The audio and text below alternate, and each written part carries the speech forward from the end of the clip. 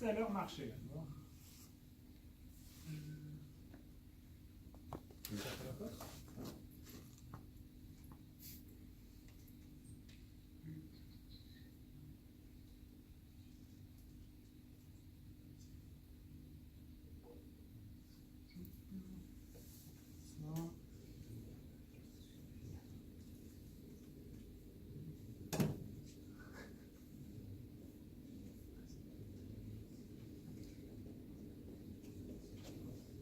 Donc là, on est sur webhostn.org, une démonstration du système. Donc, en gros, comme je vous disais, l'API JavaScript va permettre de gérer deux informations principales, l'enregistrement sur un site et une fois qu'on est enregistré, le login.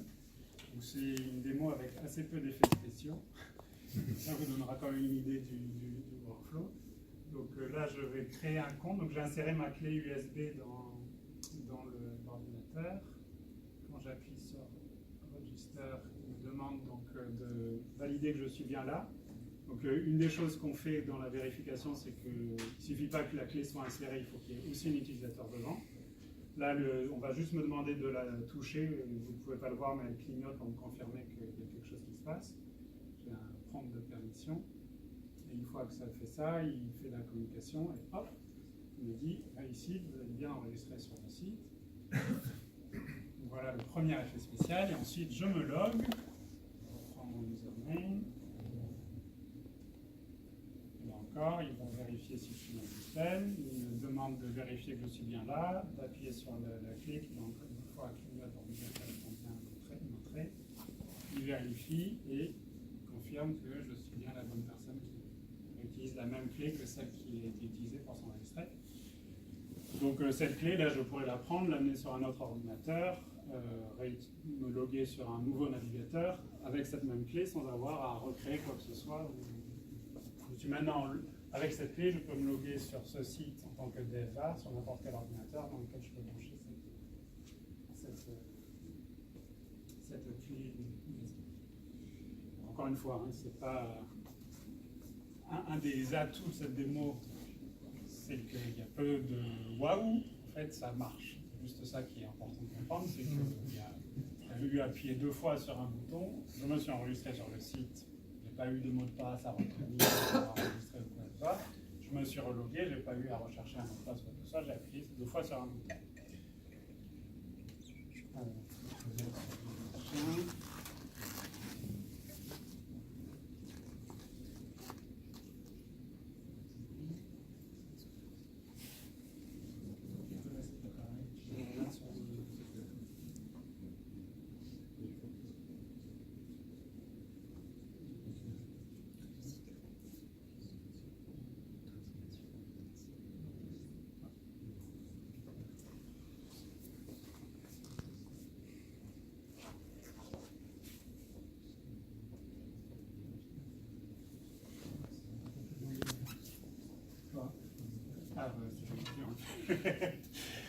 Donc comme je l'évoquais tout à l'heure, il existe différents types de clés avec différents niveaux de sécurité. Donc la plus basique, hein, c'est juste dire que c'est pas... Il y a vraiment quelqu'un devant l'ordinateur qui peut réagir assez prompt. Donc les clés sont bâties pour certifier qu'elles ne vont s'activer que si effectivement il y a quelqu'un qui est là pour appuyer, mais que ce soit moi ou mon beau-frère, ça marchera tout pareil.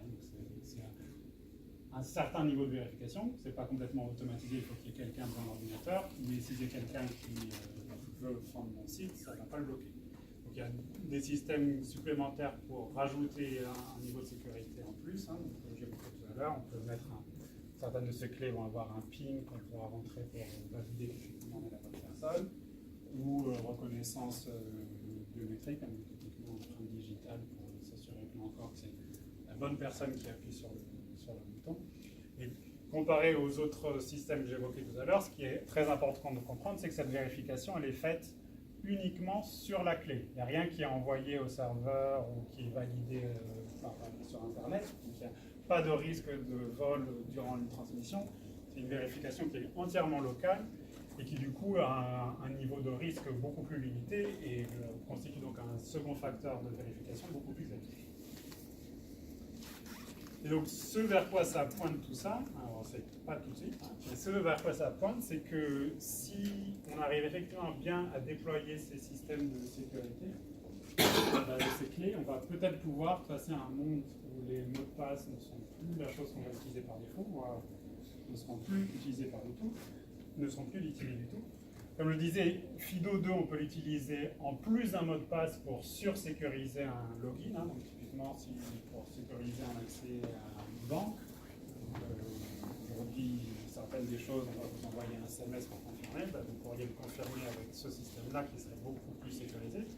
Donc on peut aussi tout à fait l'envisager comme remplacement du mot de passe. C'est-à-dire que c'est plus en deuxième facteur d'authentification, mais en facteur primaire d'authentification, où j'utilise cette clé et avec ou pas le système de PIN de biométrie, je valide que c'est bien moi qui me suis enregistré au préalable sur ce site précédent. Donc suivant le niveau de sécurité qui est nécessaire pour un site et le niveau de sécurité que l'utilisateur estime nécessaire, encore une fois on va utiliser peut-être des clés qui seront différentes en termes de sécurisation. Mais ça veut dire qu'on peut se loguer dans un site avec juste en cliquant juste une clé, l'utiliser sur n'importe quel ordinateur avec juste cette clé qu'on va pouvoir introduire et taper sur le bouton. En termes de simplification de la gestion de tout l'écosystème d'authentification, c'est mieux, c'est beaucoup.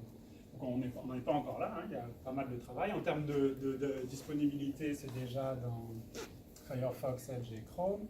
L'équipe de Safari fait vraiment ce qu'ils allaient le mettre à disposition dans leur petite preview. A priori, ça devrait arriver en pas trop longtemps dans à peu près tous les navigateurs. Après, ça demande pas mal de changements. Hein. Il faut implémenter ça côté serveur, il faut implémenter aussi ce qu'il faut côté navigateur pour faire la transmission de données. C'est un nouveau système, donc il y a toujours une phase d'adoption. Aujourd'hui, le principal adopteur de la dernière version de l'Aspect, parce que d'autres sites qui ont adopté les versions préalables, c'est Dropbox. Donc, Dropbox, c'est quand même pas un petit joueur en matière de sécurité, mais c'est qu'un début. Il y a quelques librairies vers lesquelles je pointe pour tout ce qui est implémentation côté serveur. Donc on peut commencer déjà à installer et jouer avec ces systèmes relativement facilement, mais évidemment, il y a d'autres obstacles. Hein. Il va falloir que les utilisateurs acquièrent ces clés. Donc là, un phénomène qu'on peut imaginer, c'est que ça va commencer peut-être dans le milieu professionnel où on va vouloir sécuriser certaines données très importantes et que ça va, au fur et à mesure, s'intégrer côté utilisateur. Après, encore une fois, le coût du mot de passe est tel aujourd'hui, la difficulté de les utiliser et leur impact potentiel dans la vraie vie des gens. Hein, quand on se rappelait aussi les histoires de ces sites de rencontres extramaritales, des bases de données de mots de passe, etc. ont été volées. Il va peut-être avoir aussi un moment un facteur de motivation suffisant, que ce soit des utilisateurs eux-mêmes ou des gouvernements, des régulateurs à droite ou à gauche, que ces systèmes-là vont avoir un boost. Enfin, ça reste un obstacle. Hein, une des clés de la compréhension de l'adoption du système, ça va être cette demande côté utilisateur. En tout cas, aujourd'hui, en termes de standards et d'interopérabilité, on arrive à un état qui n'est pas trop mal.